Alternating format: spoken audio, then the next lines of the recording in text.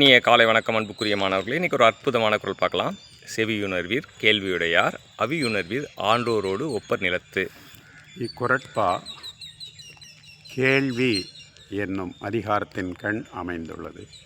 கேள்வி என்பது கற்று அறிந்த சான்றோர்கள் கூறும் சிறந்த கருத்துக்களை கேட்டு அறிந்து கொள்ளுதல் தான் கேள்வி எனப்படும். செல்வங்கள் 6 வகைப்படும். கல்வி செல்வம், பொருட்செல்வம், அருட்செல்வம், மக்கட்செல்வம் என்று 6 வகைப்படும். இவற்றுள்ளெல்லாம் மிகச்சிறந்த செல்வம் கேள்வி செல்வமாகும்.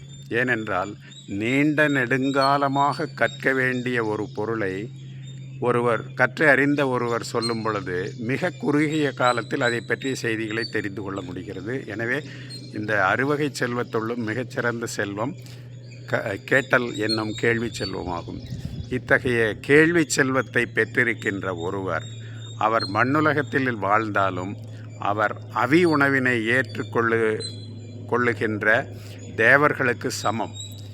ஏனென்றால் தேவர்கள் எப்பொழுதும் துன்பமில்லாமல் இருக்கின்றது போல இந்த கேள்வி செல்வத்தை உடைய மக்கள் எந்த விதமான துன்பமும் இல்லாமல் மண்ணுலகத்தில் வாழ்வார்கள். எனவே கேள்வி செல்வங்களிலெல்லாம் சிறந்த செல்வம். அத்தகைய செல்வத்தை பெற்றவர்கள் தேவர்களுக்கு சமமானவர்கள், துன்பமில்லாத வாழ்க்கையை வாழ்கின்றவர்கள் ஆவார்கள். எனவே நாம் துன்பமில்லாமல் இருக்க வேண்டும் என்று விரும்பினால் கற்றவர்கள் கூறும் நல்ல கருத்துக்களை கேட்டு அறிந்து அதன்படி நடப்போமாக. வாழ்த்துக்கள் சாம்பியன்ஸ்.